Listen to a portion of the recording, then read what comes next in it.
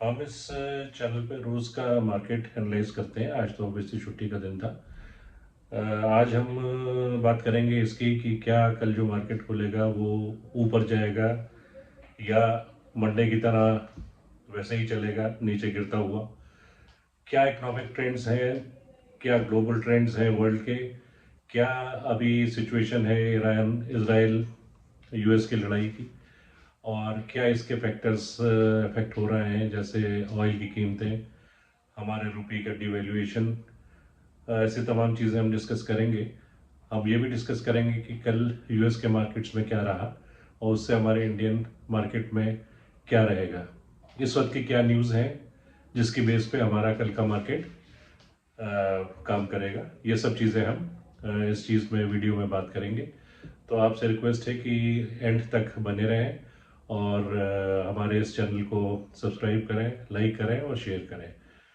तो शुरू करते हैं। सबसे पहले हम ये देखते हैं कि जो यूएस का मार्केट था कल, वो अपने उस लेवल पे पहुंच गया जो प्री वॉर के उसके लेवल्स उसने अचीव किए हुए थे। मतलब ये है कि अब वहाँ पे यूएस में इन लोगों ने रिकग्नाइज कर लिया है कि कहीं ना कहीं स्टेबिलिटी आएगी, कहीं ना कहीं वार में कुछ समझौता होगा, जिसकी वजह से कल यूएस का मार्केट चढ़ा। आज की न्यूज़ ये है कि कहीं ना कहीं फिर से एक बातचीत का दौर की शुरुआत हुई है और ये एंटिसिपेट किया जाता है कि बहुत जल्दी, एज अर्ली एज 16 अप्रैल, दोबारा यूएस और ईरान का वो कहीं ना कहीं टॉक्स होंगी। अब ये डिसाइड होना बाकी है कि वो इस्लामाबाद में होंगी या जेनेवा में होंगी, लेकिन ये चीज़ काफ़ी पक्की न्यूज़ आ रही है कि ये मार्केट जो है ये ज़रूर उसको फैक्टर इन कर रहा है कि एक समझौते की बातचीत हो और जल्दी हो, इससे पहले कि वो सीज फायर का टाइम ड्यूरेशन ख़त्म हो। आज की सिचुएशन में जो इस वक्त लगता है, इस वक्त यूएस के फ्यूचर्स ऊपर चल रहे हैं। हमारा गिफ्ट निफ्टी भी 24,100 के आसपास दिखाई दे रहा है। कल बंद हुआ था हमारा 23,800 के आसपास। तो बेसिकली हमारा 300 पॉइंट ऊपर रिफ्लेक्ट कर रहा है एज ऑफ दिस टाइम। ये मैं रिकॉर्ड कर रहा हूँ मंडे की शाम। तो इस वक्त 300 पॉइंट के करीब ऊपर लग रहा है हमारा मार्केट। कल रहेगा। आज रात को यूएस में क्या होता है इसको हम कल सुबह देखेंगे, लेकिन मुझे भी ऐसी उम्मीद है कि कल ये पक्का मार्केट हमारा रहेगा, क्योंकि मार्केट के चढ़ने की काफ़ी वजह ये रही कि यूएस का मार्केट कल ऊपर चढ़ा। दूसरी, एक नेगोशिएशंस दोबारा से हों ईरान और यूएस के बीच में, इसकी आज पहल हुई। बात यहाँ तक आ गई कि अब डेट फाइनलाइज हो रही है और जगह फाइनलाइज हो रही है। तो मोस्ट प्रॉब्ली अब तक की जो न्यूज़ है वो 16 तारीख इस्लामाबाद या जेनेवा में होगा। इन सब चीज़ों को ध्यान में रखते हुए मार्केट ये एक्सपेक्ट कर रहा है कि कुछ सुलह होगी इनके बीच में, जिसकी वजह से डॉलर, जो ऑयल की रेट्स हैं वो स्टेबलाइज होंगी। अगर ऑयल की रेट स्टेबलाइज होती हैं तो वर्ल्ड ओवर जो हमारा इन्फ्लेशन का एक डर बना हुआ है वो सीमित तौर पे कम होगा। It will be reduce to a certain extent. I can not say fully, क्योंकि अभी भी बैरल की जो रेट है वो 97 के आसपास चल रही है। जो 110 115 पहुंच गई थी वो सीज फायर के बाद नीचे आई, 95 तक गई और अब फिर से 97 आ गई है और कल तो पहुंच गई थी वो 102 के आसपास। अब यही एंटिसिपेशन में है कि क्या सुलह हो जाती है, उसकी वजह से अब रेट आ गई है 97। तो अगर ये ऑयल की रेट्स नीचे आ जाती हैं और अगर मान लीजिए डेट फाइनलाइज हो जाती है जो मैं बता रहा हूँ, तो सर्टेनली ये रेट और नीचे आएगी, क्योंकि वार जब शुरू हुई थी उस टाइम बैरल की रेट चल रही थी 72 72 रुपीज़ पर बैरल। तो ये तो कुछ इश्यूज थे जो मैं एंटिसिपेट कर रहा हूँ जिसकी वजह से कल मार्केट बढ़ेगा। दूसरी चीज़ जो हमारे दिमाग में अब है वो ये है कि अगर ये समझौता हो जाता है इनके बीच में तो कितनी जल्दी मार्केट उठेंगे। देखिए, मार्केट का अगर आप लोगों ने ये इसको वॉच किया हो पिछले हफ्ते और इस हफ्ते का मंडे, तो पिछले हफ्ते मार्केट काफ़ी स्टेबलाइज रहा, ऊपर चढ़ा, अच्छी लेवल्स उसने अटेन करी।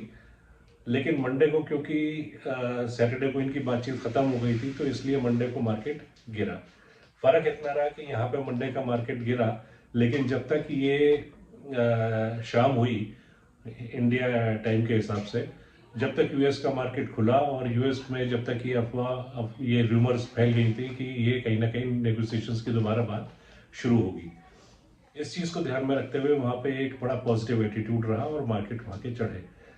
उसी चीज़ को देखते हुए, जैसा मैंने पीछे बताया, मुझे लगता है कि आज रात को भी मार्केट सस्टेन करेगा और ऊपर राइज करेगा, और उसका इफेक्ट कल सुबह हमारे मार्केट्स में यहाँ नजर आएगा। मैं अपने वीडियो में सोचता हूँ कि बड़ा क्रिस्प और लिमिटेड और टू द पॉइंट बात करूँ, ताकि आपका जो वैल्यूएबल टाइम है वो उसमें आपको सारी जानकारी मिले। इश्यूज के लिए जो इंडिया से रिलेटेड है, इश्यूज वो जो यूएस से रिलेटेड है। और मैं ये चाहूँगा कि मेरे जो भी आपको चीज़ लगती है उसको प्लीज़ कमेंट्स में मेंशन करें, तो उसको मैं अपडेट करूँगा। और किसी और चीज़ के बारे में जानकारी चाहिए आपको, तो वो भी मैं आपको प्रोवाइड करूँगा। दूसरी जो सबसे बड़ी चीज़ अब नज़र आ रही है वो ये है कि अगर ये स्टेबलाइज हो भी जाता है और इनकी सुलह हो भी जाती है, तो मार्केट्स किस हिसाब से बिहेव करेंगे इंडियन मार्केट्स। देखिए, सुलह इनकी हो भी जाती है तो भी अब हमारा मार्केट जो है वो एक बड़े एवरेज लेवल्स पे, एक फेयर लेवल्स पे आ गया है, जिसको कहते हैं ना कि जो एफआईआईज ने हमारा माल बेचना शुरू कर दिया था और कितने महीनों से वो अपना स्टॉक्स बेच बेच के यहाँ से हिंदुस्तान से जा रहे हैं, तो उसकी वजह से अब ये एक बहुत बड़ा फैक्टर था कि भाई वैल्यूएशन फेयर नहीं है। अब वो वैल्यूएशन बहुत फेयर हो गई हैं। कुछ स्टॉक्स तो 30% गिर गए हैं, कुछ 20% गिरे हैं। तो मार्केट अब ऊपर अगर चढ़ावा आएगा तो वो सर्टेनली राइज करेंगे, बहुत अच्छी तरह से राइज करेंगे। बट ये एक्सपेक्टेशन ये है कि आने वाले जो अर्निंग्स हैं वो बहुत ज़्यादा कोई अच्छी होने वाली नहीं है। 26 की अर्निंग्स तो, क्योंकि ये फरवरी में शुरू हुआ था तो मोरलेस सारा साल निकल गया था, उससे इतना फर्क नहीं पड़ा।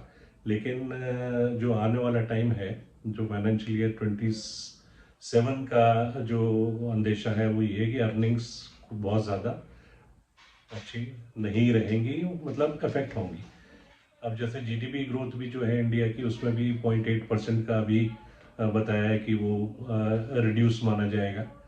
तो हम ये देखते हैं कि अब किस तरह से मार्केट बिहेव करेगा, ऊँट किस करवट बैठेगा, और ये जो कुछ होना है वो आज रात को इन लोगों का डिसाइड हो जाएगा कि ये क्या डिस्कशन दोबारा करेंगे अपना सेटलमेंट के लिए। करते हैं तो कब करते हैं। अभी तो टेंटेटिव डेट जो रूमर्स में आ रही है वो 16 तारीख है। अब वो क्या 16 को होता है या उसको एक्सटेंड कर देते हैं 20 को। अगर वो एक्सटेंड होता है तो मार्केट उसके हिसाब से थोड़ा बहुत पर फ्लक्चुएट करेगा। मोटी चीज़ ये है कि अभी मार्केट में ये जो न्यूज़ आई है कि हाँ अभी दोबारा टॉक्स होंगी, ये एक बहुत बड़ा पॉजिटिव सिग्नल है। और उस पॉजिटिव सिग्नल को हम लेके चलते हैं तो ये एक बड़ा अच्छा एक व्यू पॉइंट मिलेगा हमें, और उससे मार्केट में स्टेबिलिटी आएगी। तो जो मैं कह रहा था, आज रात का मार्केट हमें ये बताएगा कि कल का हमारा किस तरह से खुलेगा। और अभी तक के तो जो रुझान चल रहा है उसके हिसाब से ये लगता है कि हमारा 200 पॉइंट से ऊपर ही खुलेगा। अब रात को किस तरह से मार्केट यूएस का बिहेव करता है, हमारा गिफ्ट निफ्टी क्या रिफ्लेक्ट करता है और क्या बेसिस होगी कल सुबह खुलने की, उस पर बहुत कुछ डिपेंड करेगा। सबसे बड़ी बात ये है कि ये यूएस चाह रहा है कि भाई कहीं ना कहीं अब सेटलमेंट हो। ईरान भी शो ना करे, लेकिन ये चाहते हैं कहीं ना कहीं सेटलमेंट हो, क्योंकि दोनों तरफ परेशानियां हैं, और इनके आपस की परेशानियों, दिक्कतों, लड़ाई की वजह से वर्ल्ड ओवर उसकी परेशानियां आ रही हैं और इन्फ्लेशंस राइज करेंगे। तो ये ध्यान में रखते हुए मुझे उम्मीद है कि अब जो इनकी नेगोशिएशंस होंगी वो उसका कुछ ना कुछ रिजल्ट आएगा, और उसका रिजल्ट पॉजिटिव आया तो डेफिनेटली मार्केट बड़ा अच्छी तरह से जंप करेंगे। और हल्के हल्के तो जैसे कल यूएस के नए प्री वार लेवल पर पहुंच गए, ऐसे मुझे उम्मीद है कि हमारा भी मार्केट कल काफ़ी सुधार लाएगा। और ये अच्छी तरह से कल बंद होगा and will be happy what happens tomorrow. That is my wishful thinking. और ये जैसा मैंने पहले कहा, it entirely depends on what happens in the US tonight, तो which will come to know tomorrow morning, कल सुबह पता लगेगा। तो Gift Nifty as of now is showing 300 point का राइज दिखा रहा है। कल सुबह देखते हैं उसमें क्या होता है। कीप वॉचिंग माई वीडियो, इसमें आपको रोज़ के इंसाइट्स मिलेंगे, ब्रिस्क न्यूज़ मिलेगी, टू द पॉइंट बात होगी। आपका टाइम कीमती है, मैं इसलिए फिजूल में आपका टाइम नहीं लूँगा, बट जो भी रेलिवेंट न्यूज़ होगी वो आपको ज़रूर मिलेगी। Thank you so much for watching this. I remain obliged. Thank you.